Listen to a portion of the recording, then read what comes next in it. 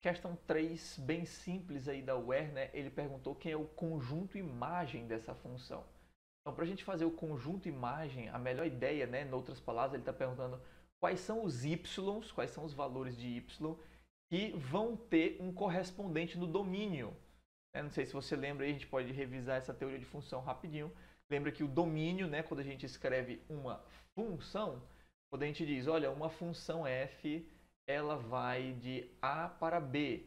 Essa simbologia, esse A e esse B são dois conjuntos, né? Esse conjunto A nós chamamos de domínio, que é o conjunto que tem todos os elementos que eu vou jogar dentro da minha função. E quando eu calcular o f desses elementos, né, que estão dentro do A, que pertencem ao A, na verdade, essa é a nomenclatura mais bonita, né? Os elementos que pertencem ao A.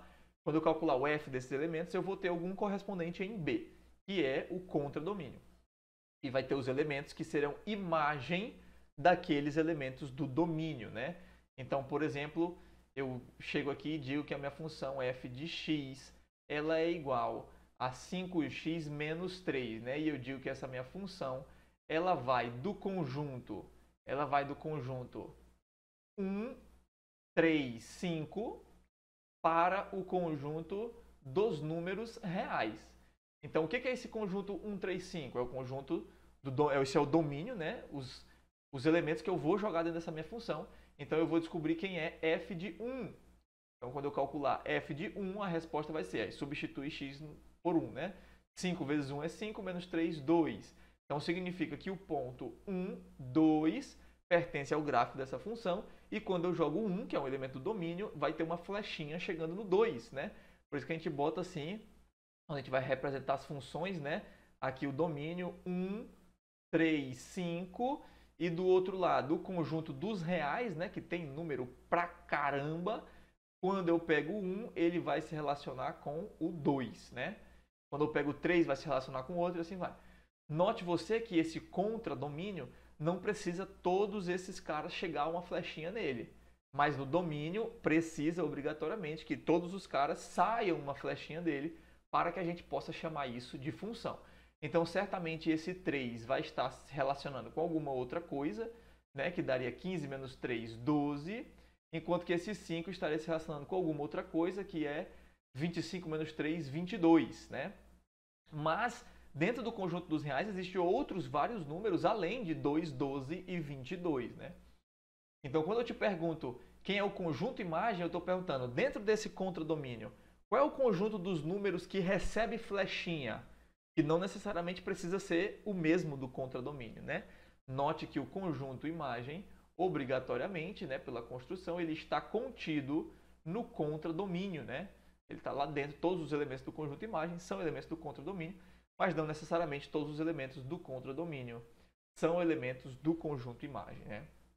Então aqui, a melhor maneira da gente descobrir isso é a gente fazer um esboço desse gráfico, isso aqui foi só uma revisão de função, né? Um esboço desse gráfico que é muito fácil, e a gente se perguntar quais são os y's que realmente recebem resposta. Então, está aqui o nosso gráfico, menos x ao quadrado mais 4. Veja que esse gráfico é um gráfico que o b é igual a zero. O que a gente sabe quando o gráfico b é igual a zero? Quando eu tenho meu b igual a zero, significa que o eixo y é eixo de simetria da parábola. Essa parábola tem concavidade para baixo, então ela é assim, ó. Essa parábola é assim, tocando bem aqui no termo independente, que é o 4. Né? E quem são esses meninos aqui? São as raízes, né? Quando eu igualo a 4, quando eu igualo a 0, perdão. Então, se eu pegar menos x ao quadrado mais 4 igual a 0, então significa que isso vai ficar x ao quadrado igual a 4. Ou seja, o x é mais ou menos 2. Então, veja que eu desenhei esse gráfico aí rapidola, né? Nem tivemos muito esforço. Então, quais são os y's que realmente têm resposta? Então, os y é desde esse 4 e tudo para baixo, né? Tudo para baixo vai ter resposta, né?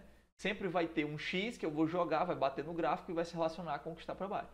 Veja que é impossível eu te perguntar qual é o x para que a resposta dê 10. Eu te perguntar isso, né? Qual o x que eu vou jogar nessa parábola para que a resposta dê 10? Não tem como, porque o maior y possível é 4. Não tem como o y ser 10. Note que se você tentar resolver isso aqui, você vai chegar nessa conta aqui. X ao quadrado igual a menos 6. E não, a gente não tem nos reais, né, a raiz quadrada de menos 6. Então significa que quando y é igual a 10, que é um valor lá em cima, não tem um x que por esse gráfico aqui vai tocar no 10, tá bom? Então significa que o meu conjunto imagem é desde o valor 4 para baixo, né? Ou seja, letra a imagem de f são os y pertencentes aos reais, só que com uma condição. O y tem que ser menor ou igual a 4, né? Veja que, como está na letra A, isso é um conjunto escrito por propriedade. Né? A propriedade desse conjunto é que o y tem que ser menor ou igual a 4. Então a gente consegue enxergar o conjunto imagem de uma função com bastante tranquilidade quando a gente sabe o gráfico dessa função. Nem sempre a gente sabe o gráfico de todas as funções do mundo, obviamente, mas nesse caso assim de parábola e tal, conjunto imagem é como se você estivesse projetando o gráfico no eixo y, né? Se eu pegasse essa parábola vermelha e amassasse ela no eixo y, eu iria encontrar, né, como projeção, assim, amassar bem entre aspas, né, do 4 para baixo, né? Porque a gente imagina que essa parábola vai continuar infinitamente para baixo aqui e infinitamente para baixo lá, né? Então todo mundo para baixo vai ter uma correspondência. Show de bola? Então, questão 3, letra A de amor.